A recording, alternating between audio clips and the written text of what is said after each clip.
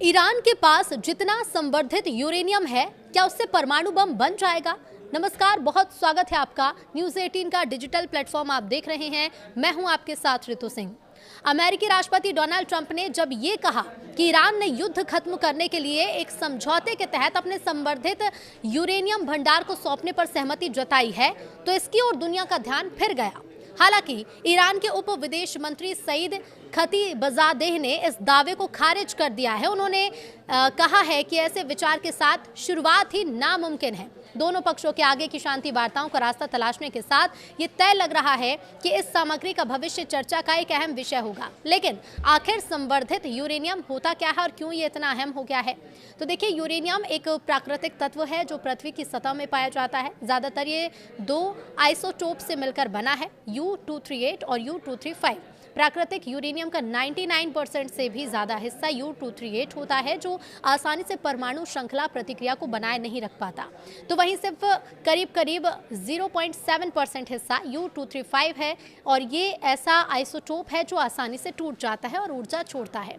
इस प्रक्रिया को परमाणु विखंडन यानी कि न्यूक्लियर फिशन कहा जाता है। अब यूरेनियम को उपयोगी बनाने के लिए उसमें U-235 का अनुपात बढ़ाया जाना जरूरी होता है। इसे करने की प्रक्रिया को ही संवर्धन यानी कि एनरिचमेंट कहा जाता है। सबसे पहले यूरेनियम को गैस में बदला जाता है, फिर इस गैस को सेंट्रीफ्यूज में डाला जाता है। ये ऐसी मशीनें होती हैं जो बहुत तेज गति से घूमती हैं। इस दौरान भारी U-238 थोड़ा बाहर की तरफ खिसक जाता है, जबकि हल्का U-235 केंद्र के पास रहता है। इस तरह से धीरे धीरे काम के यूरेनियम यानी कि U-235 को ज़्यादा आम U-238 से अलग किया जाता है। ज़्यादा संकेंद्रित हो चुके इस यूरेनियम को सेंट्रीफ्यूज के एक सिरे से निकाल लिया जाता है। यूरेनियम में संवर्धन के अलग अलग स्तर इसे अलग अलग काम के लिए उपयुक्त बनाते हैं। कम संवर्धित यूरेनियम, जिसमें आमतौर पर 3 से 5% तक U-235 है, वाणिज्यिक परमाणु बिजली घरों में ईंधन के तौर पर इस्तेमाल होता है। ये नियंत्रित परमाणु श्रृंखला प्रतिक्रिया बनाए रखने के लिए काफ़ी है, लेकिन हथियार बनाने के लिए जरूरी स्तर से ये काफी कम भी होता है। बहुत ज्यादा संवर्धित यूरेनियम, जिसमें 20% या उससे ज्यादा U-235 होता है, रिसर्च रिएक्टर में इस्तेमाल होता है। तो वहीं हथियार ग्रेड यूरेनियम को आमतौर पर करीब 90% तक संवर्धित किया जाता है। अब इस स्तर पर हालात ऐसे बन जाते हैं कि परमाणु प्रतिक्रिया कभी भी बेकाबू हो सकती है। जब इस तरह का पदार्थ काफी मात्रा में एक साथ लाया जाता है तो परमाणु बेहद तेजी से टूटने लगते हैं और पलक झपकते ही बहुत बड़ी मात्रा में ऊर्जा निकलती है। यही बात यूरेनियम के नागरिक और सैन्य इस्तेमाल के बीच फर्क पैदा करती है। किसी भी रिएक्टर में ईंधन को सिर्फ थोड़ा सा संवर्धित किया जाता है और प्रतिक्रिया को जानबूझकर धीमा, इसे असावधानी से नियंत्रित किया जाता है ताकि महीनों या सालों में धीरे धीरे ऊर्जा निकलती रहे। बम बनाने में उद्देश्य ठीक उल्टा होता है, यानी कि इस प्रतिक्रिया को एक साथ पूरी रफ्तार से आगे बढ़ने देना। 2015 में 6 विश्व शक्तियों चीन, फ्रांस, जर्मनी, रूस, अमेरिका और ब्रिटेन के साथ हुए समझौते के तहत ईरान को यूरेनियम को 3.67% से ज्यादा संवर्धित करने की अनुमति नहीं थी। इस समझौते में उसके यूरेनियम भंडार की सीमा भी 300 किलो तय की गई थी। चला सकने योग्य सेंट्रीफ्यूज की संख्या पर भी पाबंदी थी और उसके भूमिगत फोर्डो संयंत्र में संवर्धन पर रोक थी। हालांकि डोनाल्ड ट्रंप के पहले कार्यकाल के दौरान मई 2018 में अमेरिका इस समझौते से बाहर हो गया।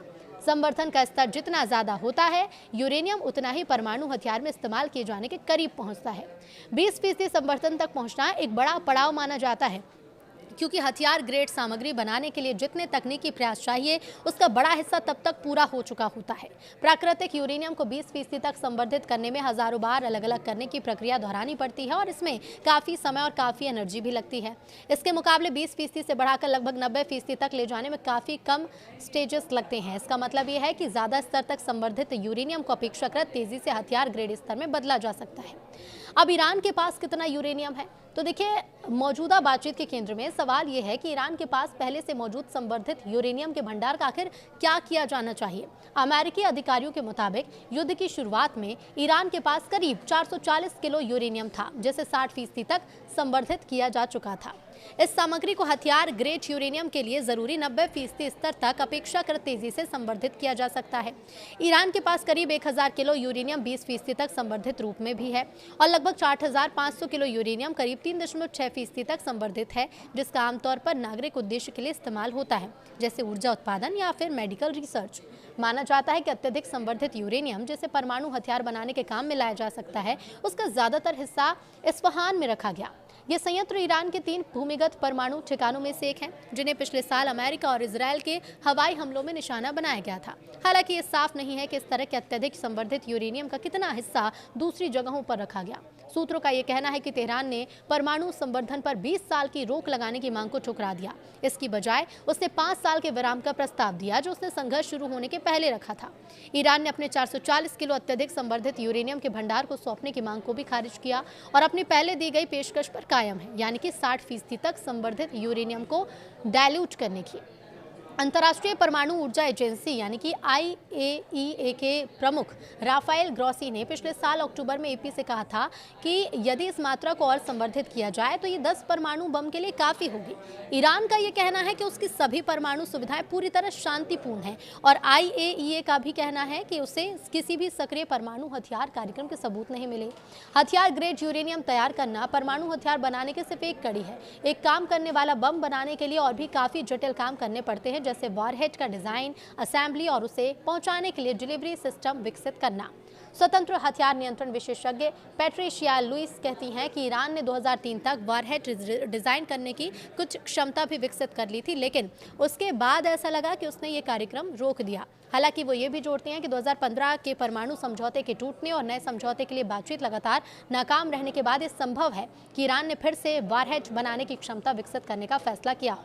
अमेरिकी रक्षा खुफिया एजेंसी यानी कि US डिफेंस इंटेलिजेंस एजेंसी के मई 2025 के आकलन में कहा गया था कि ईरान संभवतः एक हफ्ते से भी कम समय में एक परमाणु उपकरण के लिए काफी हथियार ग्रेड यूरेनियम तैयार कर सकता है।